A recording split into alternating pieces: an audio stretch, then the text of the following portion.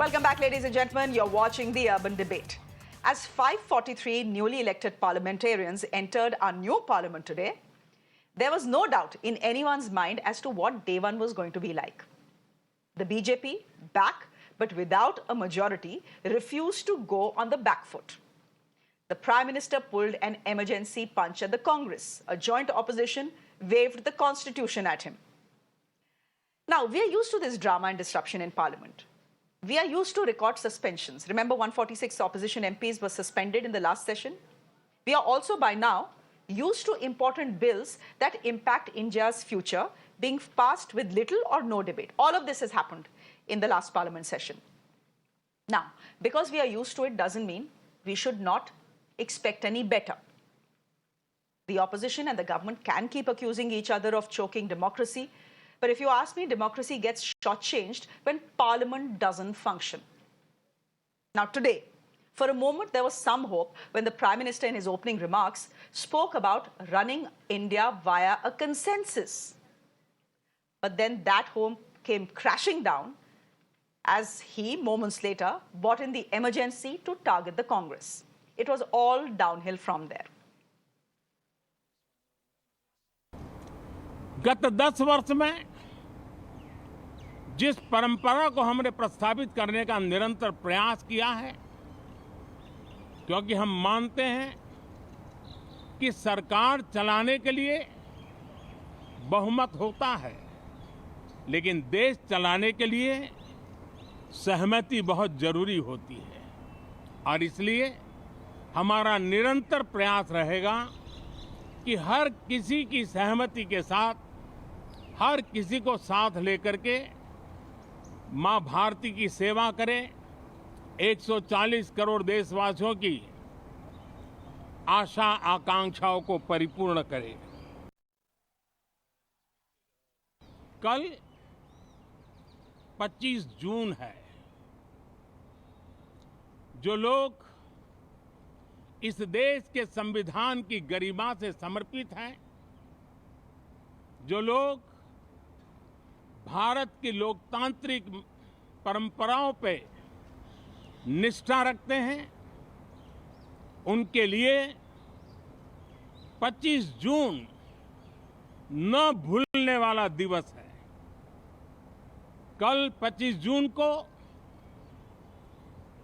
भारत के लोकतंत्र में जो काला धब्बा लगा था, उसके 50 वर्ष हो रहे हैं। भारत की नई पीढ़ी इस बात को कभी नहीं भूलेगी कि भारत के संविधान को पूरी तरह नकार दिया गया था। इमरजेंसी के ये 50 साल इस संकल्प के हैं कि हम गौरव के साथ हमारे संविधान की रक्षा करते हुए, भारत के लोकतांत्रिक परंपराओं की रक्षा करते हुए देशवासी संकल्प लेंगे कि भारत में फिर कभी कोई ऐसी हिम्मत नहीं करेगा जो 50 साल पहले की गई थी और लोकतंत्र पे काला धब्बा लगा दिया गया था। मोदी जी संविधान को तोड़ने की कोशिश किए, इसीलिए आज सभी पार्टी के नेता लोग एक होकर ये जो प्रोटेस्ट कर रहे हैं। और यहाँ पर जो गांधी स्टैचू थी और वहीं पर हम प्रोटेस्ट कर रहे हैं। नेहरू, बाबा साहब अम्बेडकर की वहाँ थी और गांधी जी की यहाँ थी। यानी हर नॉर्म्स को, डेमोक्रेटिक नॉर्म्स को तोड़ रहे हैं। इसीलिए आज हम ये दिखाना चाहते हैं, भाई मोदी जी आप संविधान के तहत चलिए। Okay, whose responsibility is it to ensure that Parliament runs without disruptions? The government's or the opposition's? And should the opposition now quit its poll mode and focus on keeping the government honest on issues that actually matter to the people of this country? That is the debate this evening. My guest this evening, Rohi Ray, spokesperson of the BJP, joining us on the broadcast. Rami Desai is an author, political activist, will be joining us in just a bit. Matthew Anthony, spokesperson of the Congress Party, and Riju Datta is the national spokesperson of the TMC, joining us on the broadcast as well. Rohi Ray, quick question to you before I get into the debate. Seriously, you want Rahul Gandhi to apologize to this country because of the emergency? In 2024, when 24 lakh students are out on the streets demanding a retest as far as NEET is concerned, you want Rahul Gandhi to apologize for something that happened 49 years ago?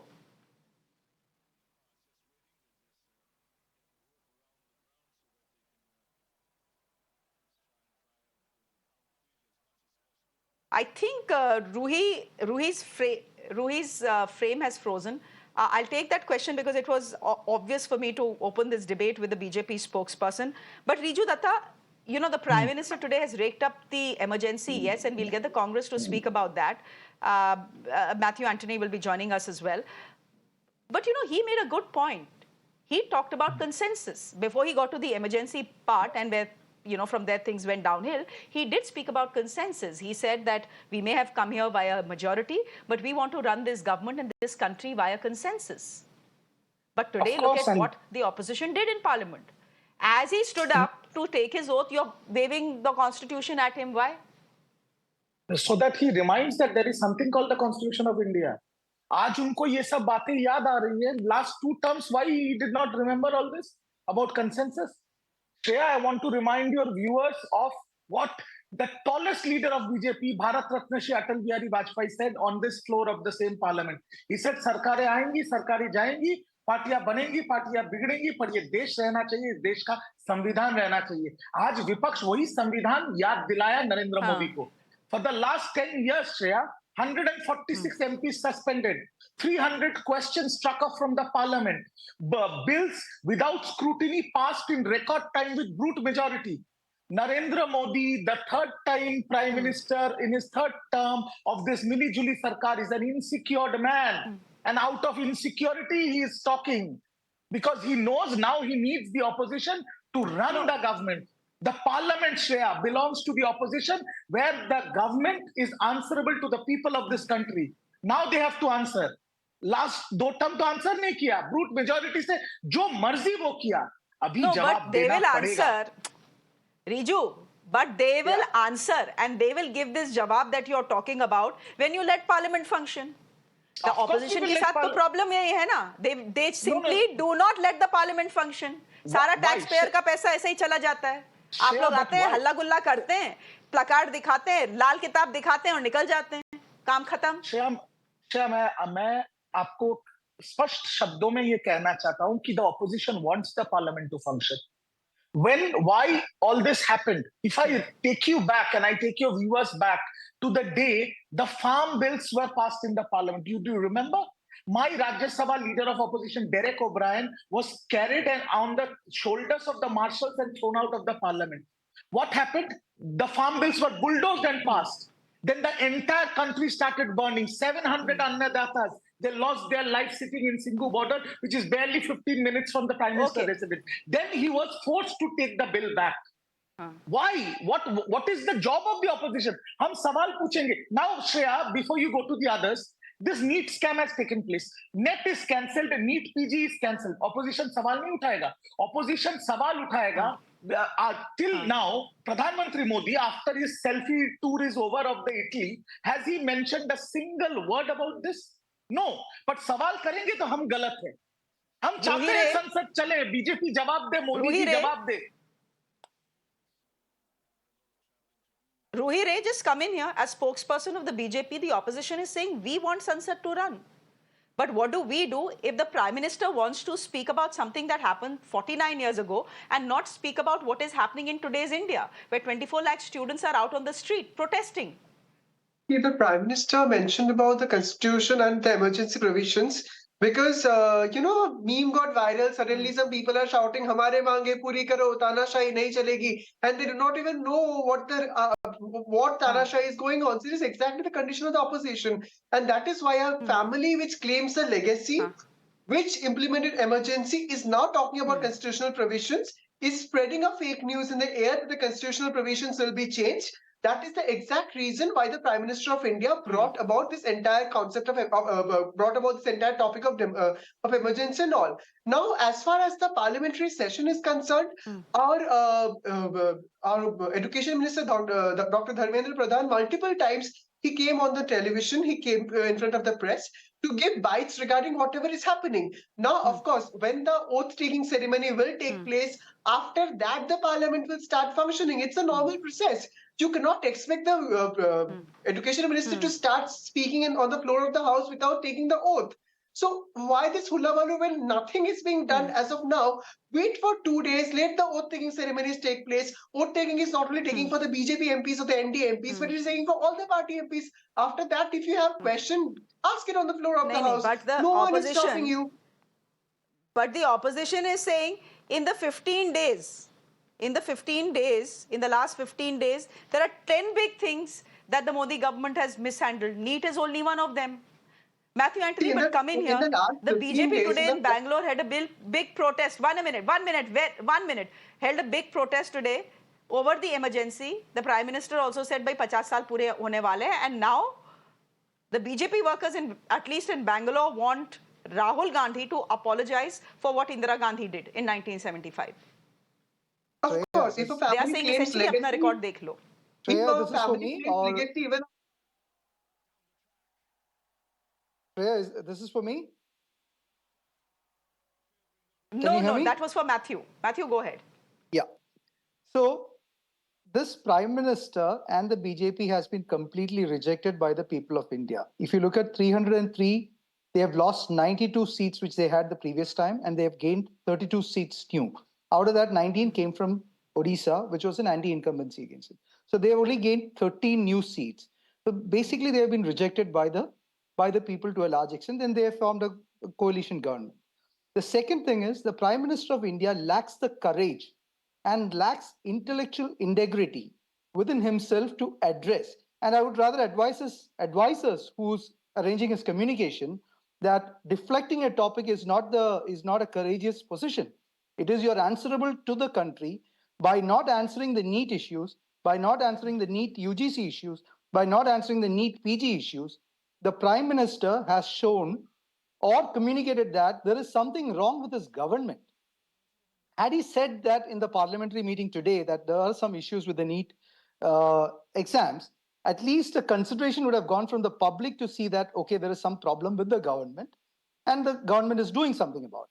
Now, by deflecting it completely, the Prime Minister has admitted in the parliament that there is something wrong with the political party who is in collusion with the people. That's exactly what they're doing in Manipur also. In the last 13 months, they have not talked about Manipur. Let's not talk about 50 years. Louder than words. But Matthew Anthony, actions speak louder than words. Fact is that the NTA chief has been sacked. Fact is that a CBI inquiry has been instituted. Who controls CBI, Shreya? So the government has done what the government could do. Who controls the CBI? But this is what the students wanted. What is this? First, the opposition says CBI inquiry. Now CBI inquiry has been instituted. Matthew Anthony, you are saying who controls the CBI? You'll have to trust some institution, na? Let me complete, Shreya. So, 1.4 crores of people, including the parents of the family, of the students, and all of the people are affected. The Prime Minister has got every time to comment, even the smallest things are happening outside the country. But doesn't he have any moral responsibility to comment or to even kind of, say that to the students that, I'm giving an assurance that nothing will go wrong, because one academic year is in question. A lot of money is in question. A lot of trust is in question. Why is the Prime Minister staying away from communicating on this? And we have the president of Manipur also. We have, the train accidents. There is, when something goes wrong, the Prime Minister just stays away from it. And when something comes right, then he immediately jumps into it. That's exactly what we are questioning. And we are also questioning, the past 10 years of silence from the Prime Minister and the misgovernance. We say that this Prime Minister and Modi is a complete failure in governance and administration. And it's only his rhetoric which is working, to the people. Apart from that, there is no administration and there is no governance. Okay, Matthew Anthony, but there is rhetoric working even when the opposition is concerned. Ghanshyam Tiwari, come in here. It is all very, carrying the constitution when the campaigning was on, pulling it out at every rally. I understand that. There is some degree of drama that a poll rally requires you do it. But now you have come to parliament. Where is the need to keep waving the constitution of India at the Prime Minister? What are you doing? You are essentially ensuring that the battle lines are drawn. Good evening, Shah, to you, the viewers and fellow co-panelists. And I want to congratulate everyone in the country that today is the commencement of the 18th Lok Sabha. A Lok Sabha that will make a historic, fresh beginning in some way to ensure that Parliament becomes the hallmark of good debates for the country, where the interests of the people are discussed rather than the hype and propaganda and cheerleading of a Prime Minister who would not show up.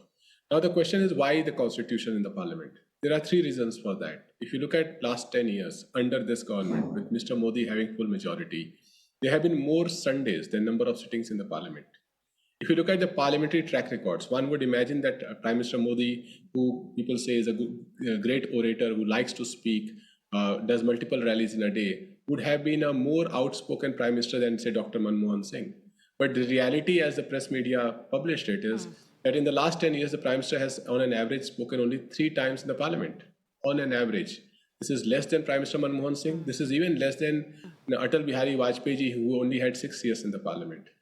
Third, that did you see today that this government did not demonstrate their dictatorial methods by shutting off a mic, by shutting off the camera, by moving the camera on one side or another, or they did not even remind themselves of the black blot that they have about suspending so many members of Parliament. It is time that we as India, the new generation of India, sees a functioning Parliament where a government that has lied through its teeth again and again on important issues is made to answer in Parliament, because at least in Parliament, they cannot get away with the kind of lies Prime Minister gets away usually in his TV interviews. And I can assure you, Shreya, that whether the Prime Minister's government lasts for 1 year, 2 years, or 3 years, but in this 1 year, 2 years, 3 years, you will see the Prime Minister doing multiple press conferences. He would not want to be an outgoing Prime Minister who went out without doing a single press conference. This is the power of democracy. This is the power of people. This is the power of the mandate. Tiwari.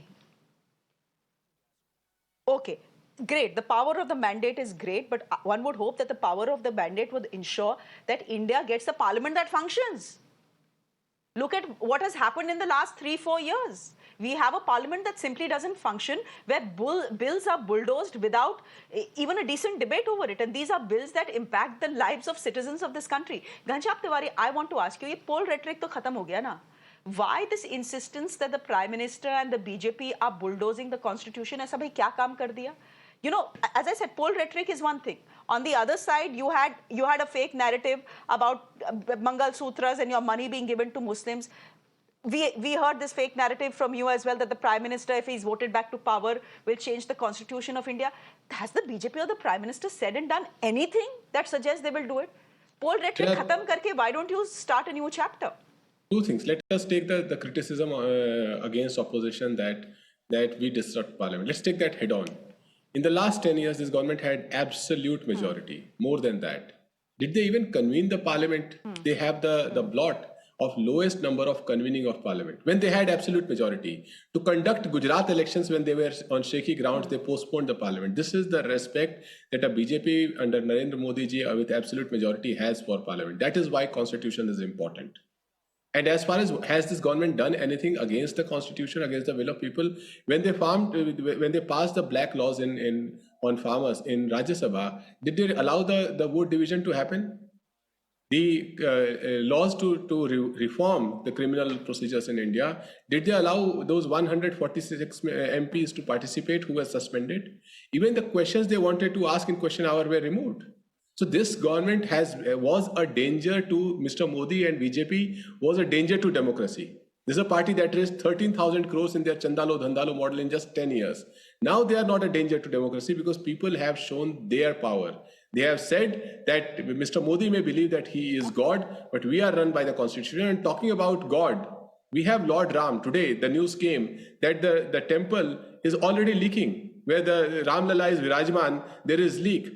This government has to be called out, and its continuous fake promises that it has done, that has gone out to create a fake propaganda that Modi is God and that the nation is subservient.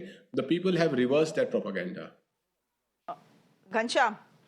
Okay, Ghanshyam, here's the point. You have made a charge that the Ram Mandir the sanctum sanctorum is already leaking.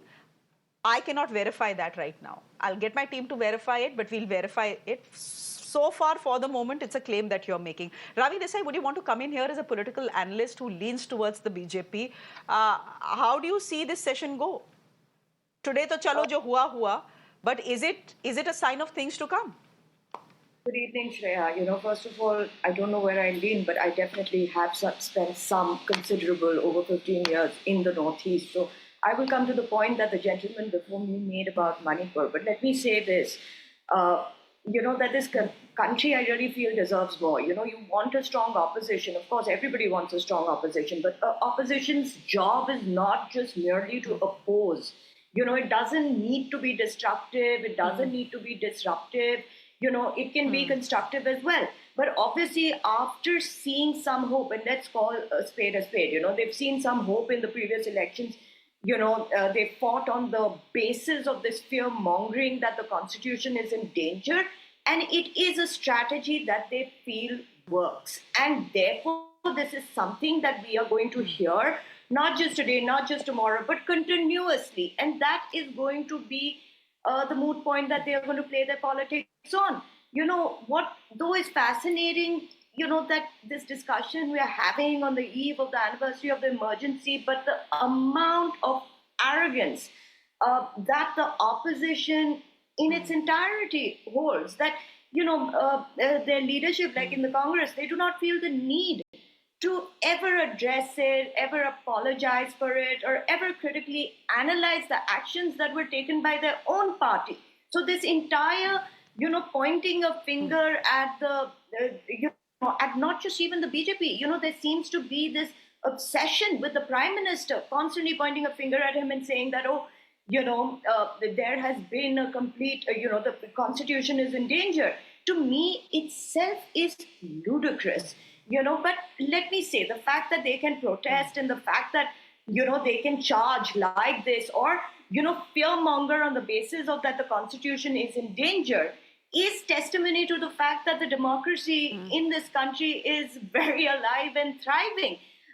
But having said that, it's also very shameful that without any knowledge, you use situations, very complex situations like Manipur, as a matter of defense for your own fear-mongering. Because let me ask them, the problems or the demands that Manipur has today, which includes the NRC, is a stand that we know the Congress is clear on. The fact that there has been illegal immigration and the majority of it happened during the Congress regime, therefore making it one of the moot reasons for the conflict that we see today, is something that has yet not been addressed by them. Okay. The fact that when Bharat Jodo Nyaya Yatra happened in the Northeast... Rami Desai, Please, continue, Shreya. Rami Desai, but the fact is that if emergency was a black blot in our democracy, which it was, so was what happened in Manipur and the way this government dealt with it, which is why they've had to pay the price. The people of Manipur have spoken. Absolutely. The Prime Minister may or may not have spoken about it, but the people of Manipur have spoken. That again is your testimony that democracy is alive, Having said that, a lot of long-term problems that were allowed to continue cannot be solved in a year. Shreya, there were 10 decades wherein illegal immigration was allowed, wherein demographic change was allowed, not just in Manipur, but in Assam, in Tripura, and many other states. That is the mess that this present dispensation is dealing with and bearing the brunt for. However, that's never been addressed. Now today, Manipur asked for an NRC. The Congress is silent. Why is it silent?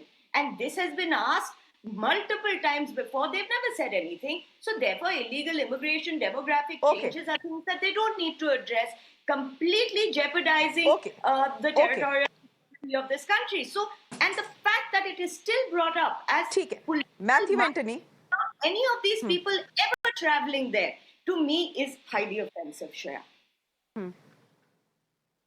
Shreya, Matthew Anthony, just come in here. There is something that... hi. There's a point, Rami has said a lot of things, but I want to get you on this one. She says, as a people... see, she has the leadings. She's making it very clear. But even as a citizen of this country, I feel you need an opposition. You need a strong opposition. For a strong democracy, you need a strong opposition. But the opposition's only job cannot be to oppose, which is what most of us perceive as the opposition doing. Yes, it's your job to oppose when the government is on the wrong track. It's your job to keep them honest. I understand that. But the impression right now is that government कुछ ठीक भी करे ना, आप लोग बीच में अड़ंगा लगाने के लिए बैठ जाते हैं. Shreya, I will put this question back to you. When 10 years a government was showing sheer arrogance, and now suddenly when they don't have a majority, they are saying, let's have a consultative government. There is definitely a trust deficit. And there are actions which are there for us to have that trust deficit. And that is the Citizenship Amendment Act, the Act Against the Minorities, the statistics on the atrocities which are faced against the people, the GST law, the flawed demonetization. There was no apology from the BJP government and a lot of flaws which the people of India has faced. And as an opposition, we have to raise the voice for the voiceless people. That's exactly what we are doing. The consultative dialogue, had it been coming from a prime minister who has got a track record in the last 10 years, where there was a consultative approach, we would have had some trust there. There is absolutely a zero trust for this prime minister to call for a consultative parliament, because the prime minister himself, led by him, has opposed, oppressed, dismissed 78 members of the parliament in the history of the parliament. And now you're going for a consultative parliament? What gives us the strength to believe them? Now, my the previous speaker spoke about Northeast, and I've worked in Northeast for 2 years for the Congress Party. I know, I've been in Manipur, I've been in Nagaland, I've been in Meghalaya. The whole Himanta Biswa Sharma is trading off the Northeast borders for the illegal trade as well as the mineral mining. And there is so much to the conflict. And the double engine government, why is the Narendra Modi government not able to exercise its control over the Biren government? So we know what exactly is happening. Okay, no. And we the know Biren about Singh government has completely failed. No, Yes. 1 minute. The And Biren Singh why the government double-engine completely government- failed. He should have why been the double-engine sacked a year government- ago. Yes. He should have been It's so sacked a happening. year ago. I think the BJP has paid the price for keeping him on. And for what reason is beyond me. I don't have too much time on the show. I have a very simple question from the opposition this evening. Today was day 1. The people of this country hope and expect the parliament to function. Riju Datta, will you allow the parliament to function? Or will we see sloganeering and boycotts and tutu memes and nothing else? Let me tell you, without mincing my voice, in the last 10 years, we have seen an undeclared emergency in the parliament. We have seen the parliament turn into a deep, dark chamber. But now, when the opposition is strong, it is for the opposition's benefit that the parliament functions. So, हम कभी नहीं चाहेंगे कि parliament ना चले. We will always want the parliament to function. Now you will see that BJP will do everything up their sleeve, every trick under the sun to make sure the parliament does not function, because there are some very tough questions that they have to answer, for which they have no answers. And the first is Dharmendra Pradhan. When you have a CBI inquiry, at least for morality, keep this minister aside. I can call him a chore or whatever in the opposition, but till the investigation is over, what morality does he have to take oath as the Union Minister of Education? What is happening? When he's taking oath, the entire chamber of the parliament is echoing, shame, shame, scam, scam. Is this what we want to see, the largest democracy of the world wants to see on the opening day? These are things that Narendra Modi has to address. If he has come out of his selfie mode, he has to address this. He has to answer the people of this country. He has to answer why he has lost in Ayodhya. Ghanshyam Tiwari, will the opposition let the parliament function? Because the government's charge is these people have no better job than to come, raise slogans, disrupt parliament and walk out. Shreya, we want the parliament to function because the government has to answer on the electoral bond scam. The government has to answer on the exit poll scam. The government has to answer on the NEET leak scam and its complete inability and ineptitude to conduct the exam subsequently. And to my point, the chief priest of Ram Temple, Acharya Satyendra Das, mentioned about the leakage in the temple where the Ram Lalla is Virajman. So the government has to answer in their rush to make the an event out of the religious sentiment of a billion people, why has it punished the temple? So these questions need to be answered, and when these questions are answered in the well of the house, rather than on the platforms of certain media channels in front of certain anchors, the constitution is strong enough that the prime minister and his ministers will speak the truth. They can't bat here and there. They can't show crocodile tears and walk away. They will have to answer, and it is the job of the opposition. The mandate is by the people of the country for the opposition to make this arrogant government answer to its own scams, its scandals, its arrogance, ineptitude, and ensure that the governance of the nation progresses to benefit the nation rather than a bunch of crony capitalists. Rohire, I have exactly 20 more seconds. I'll let you have the last word. The opposition is saying we have every reason to ensure that the parliament functions. It's the government that will try its best to disrupt it because it has some very tough questions to answer. Yeah, exactly. See, we don't have to answer to people who feel that they got 37 seats or 34 seats or 99 seats, and they think that the people who got mandate of 240 seats are much less than them. So what will we answer to these people who are living in a delusional world? So they are only working on an agenda of chaos and confusion, but we are working on constructive debate and conclusion, and we will continue doing so. But Ruhire, the point is that these 39 people or 41 people or 101 people or 200 people are not just any people. They represent the will of this country as well. They are part of parliament and the government is answerable to parliament. So how can you say we'll not be answerable to the opposition? The opposition, after all, also represent the people of this country. Exactly, but we have always tried to answer. You kept on sloganeering when the Prime Minister was talking about the various issues on the last day of the 17th Lok Sabha. We did not do at the time when Adhir Ranjan Chaudhary was doing so. You know, Shreyaji, I will just conclude with one line. What shocked me when I was looking at the screen of Mirror now was seeing the Congress and TMC standing together to protect democracy, quote unquote. Whereas in Bengal, the first post-poll violence murder that took place in Manik Chowk of Ajmal Sheikh was a Congress worker allegedly killed by TMC. And they went together standing to protect democracy, to protect human rights, and what else I have no idea of. But this speaks of mere hypocrisy and their fake news factory. They feel that the people will accept all around, but this is not going to happen. Ruhire, the fake news factory is equally big on your side, huh? So let's not get there. It's a debate for another time. But we'll leave it there for the moment, ladies and gentlemen. Ruhire, thank you very much. Rami Desai, good to have you on the show. Matthew Anthony, thank you very much. Riju Datta, good to have you on the show. And Ghanshyam Tiwari, thank you very much. All we can hope and pray as citizens, ladies and gentlemen, is that good sense prevails and our parliament actually has some constructive discussions before passing big bills and things function normally and peacefully. But that's asking for too much in the country we live in.